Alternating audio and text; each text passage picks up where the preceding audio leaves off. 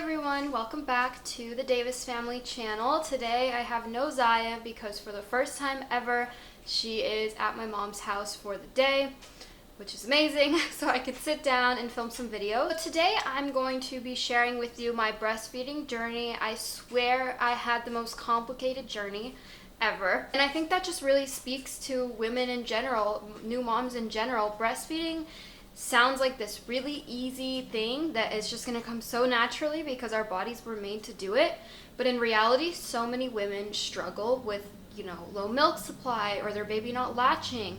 There's so many different issues, and I swear me and my baby went through every single one of them. So I just wanted to share our story. She had a tongue tie. She lost weight at the beginning. She wasn't getting enough milk. She wasn't latching properly. So I'm just going to share with you everything and also some tips that made our journey easier and successful in the end. And that's not to say that it's perfect now. I mean, I rarely even breastfeed her at this point just because I still have a low milk supply. I just wanted to share with you, the journey here and how my experience has been because, not everybody is able to breastfeed their baby for 2 years. And yeah, so I hope you guys find some knowledge in this video, or even if it just makes you feel better about the fact that maybe you're not having an easy breastfeeding journey, that makes me happy. So go ahead and subscribe if you haven't already. There's going to be tons of amazing content coming out. I had the goal of breastfeeding at least exclusively up until a year. That obviously didn't happen for me. In the hospital, I thought that, it was going to be great. And even before I had a baby, I was already producing a lot of colostrum. In the hospital, after delivering her, the nurses were like appalled at how much colostrum I had. They're like, wow, this is why young people should have babies. Like, they always have so much milk. And I felt so great. I was like, this is going to be amazing. I feel like they give you this false sense of hope. And when you're in the hospital, the nurses there are not trained lactation consultants.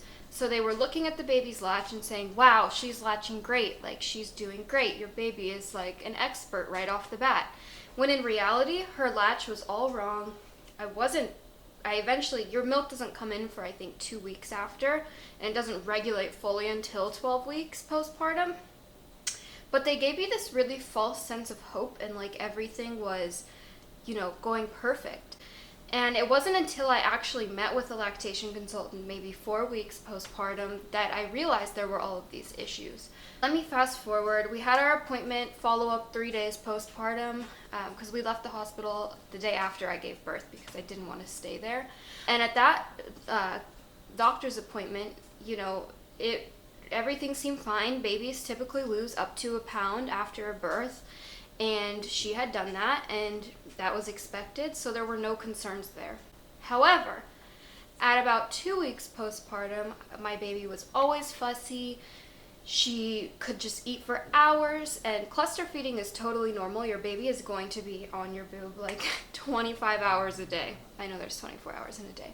They're gonna cluster feed, but I mean, my baby was just like never content. Like, I would put her on to breastfeed and she would just start screaming at one point. She wouldn't even go on.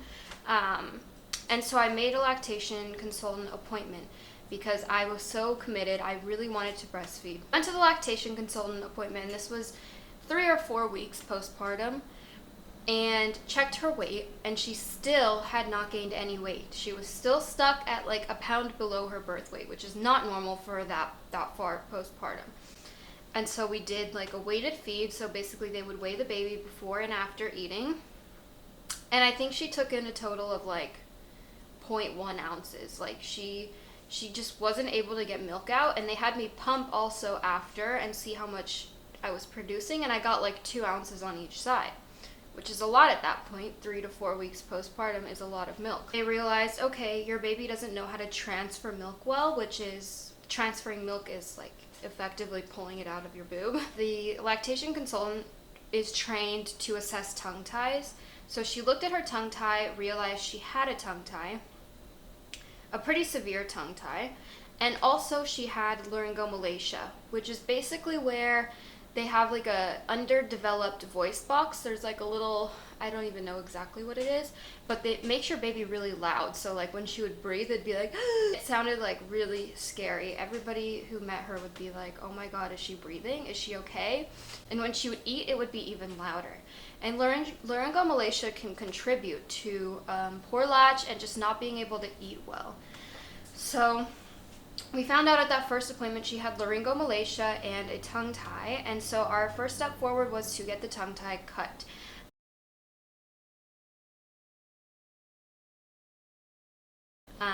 I was horrified because nobody wants to put their newborn baby through a procedure. It's horrifying, even though it's super common and simple. So we scheduled that, and we kind of did that in hopes of, it fixing her being able to transfer milk. And in the meantime, I also had to start supplementing for Ziah's health. She was still stuck at that really low weight, and she just wasn't eating. She wasn't getting any milk. So what I was doing was breastfeeding her as much as I could, which was like 40 minutes at a time, pumping immediately after, and then giving her the pumped milk and the formula. And it was exhausting.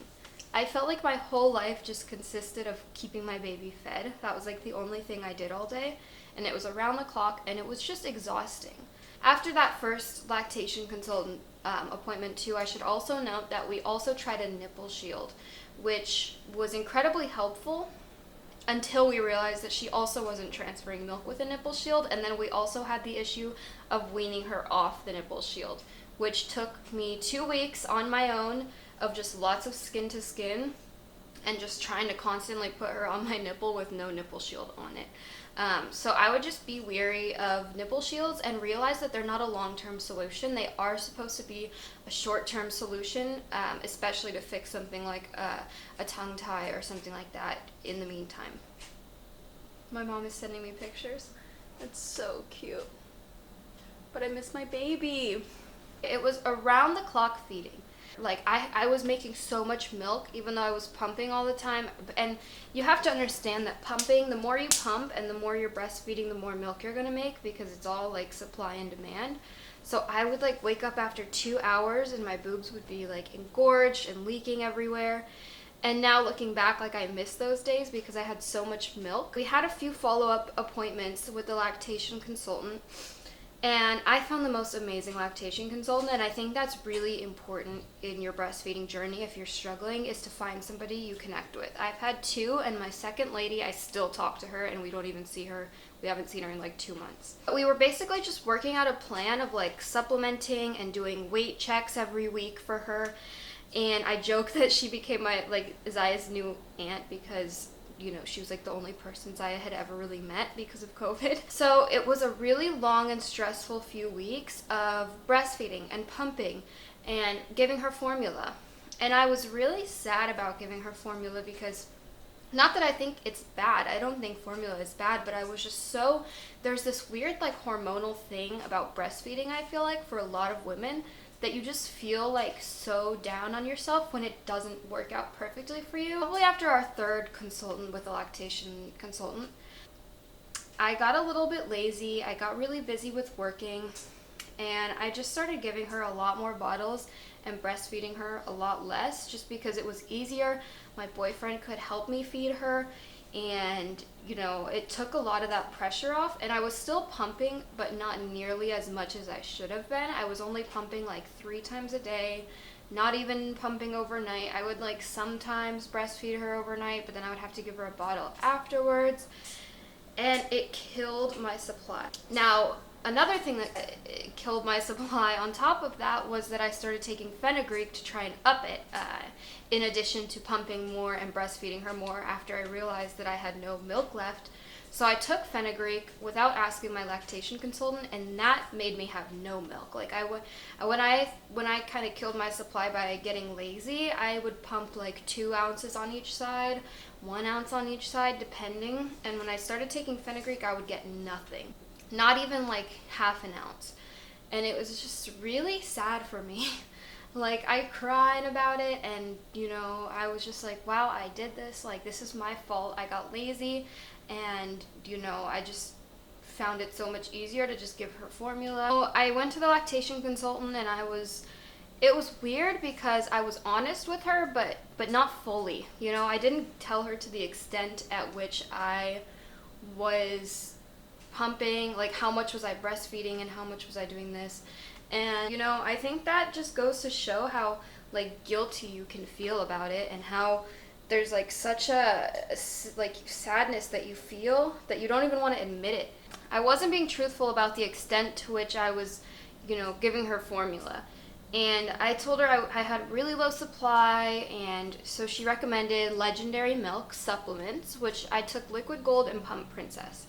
And I was so sure that I was just going to take this, and if it worked, I was going to breastfeed exclusively, and I was going to pump all the time and get my milk supply up. And so I started taking Legendary Milk, and sure enough, within a day, I was pumping like 4 ounces on each side, which was amazing, and it really helps.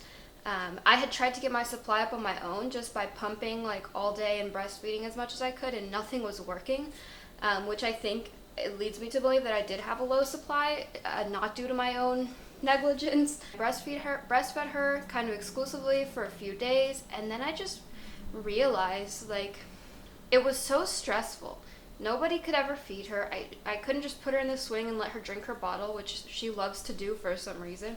So I just felt like I was feeding her all day, again, because she would get less full off of me, and I would have to feed her more often. And I think there just came a point where I was like, you know, my mental health is like suffering, and this isn't something I don't think I've really talked about with people, but I'm gonna tell you because I don't think people talk about it enough.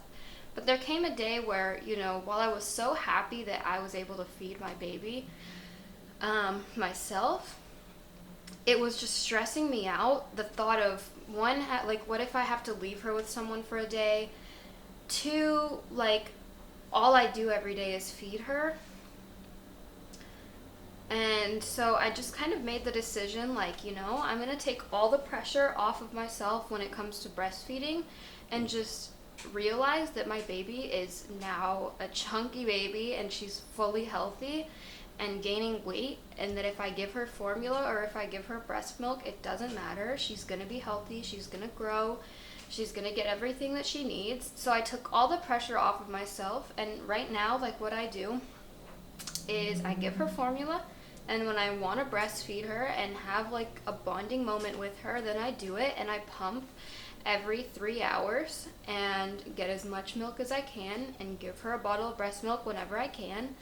And I've just taken the pressure off of myself, and I feel so much better about it now. I don't feel that guilt of like not breastfeeding my baby exclusively, and I'm very content with where we're at. And overall, I feel like I'm a better mom because I'm not stressed about, is she getting enough milk? Is she gaining enough weight? I guess that's my main experience that I wanted to share with you, and I hope this was, it's hard for me to like share it all in a chronological order because I feel like we just went through so much and so many different periods of like what I wanted for the baby. I think the biggest thing I hope you guys can take from this is, one, most breastfeeding journeys are not easy like they seem like they should be, and I think there's a lot of like false narrative around, you know, if your baby isn't gaining weight or eating enough, then it's your fault or you're doing something wrong.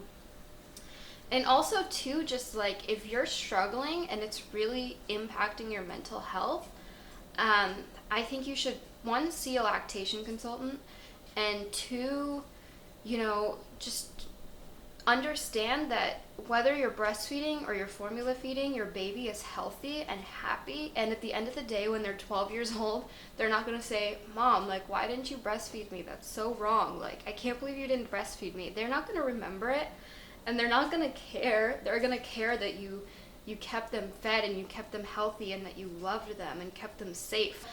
as much as you want to have that amazing like bonding experience, there are a million other ways that you're going to bond with your baby every day, every second that you're with them. I think being your best mentally is the most important thing for your baby. And if that means taking the pressure off of yourself when it comes to something like breastfeeding, then I think that's what is best for you and your baby. So I would love to hear you guys' breastfeeding journey down below, or if you're struggling with any questions, there might be more that I left out of this video that I'm happy to, comment back if I'm experienced with it. So I would love to hear your experience down below, or if you're pregnant, what can you do to help your breastfeeding experience? I'd love to chat about it in the comments. If you enjoyed this video today, please hit that subscribe button for amazing content that's coming out soon.